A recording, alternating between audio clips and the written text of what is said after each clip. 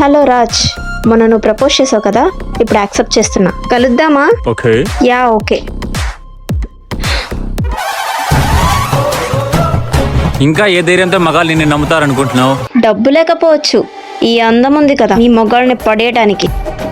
వెళ్ళిపోయిన వాళ్ళు వెళ్ళకుండా ఇంకా ఏముందని వచ్చారు. చెప్పమంటే నవ్వుతారేంట్రా? నీకు ఇంకా అర్థం కాలేదా? నా తమ్ముడికి ఇచ్చిన ప్రామిస్ నెరవేర్చానని.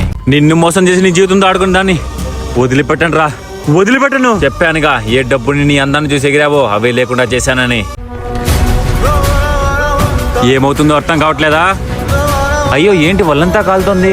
జ్వరం వచ్చింది. అవునా, టాబ్లెట్స్ ఉన్నాయా ఇంట్లో? తీసుకొస్తానుండు.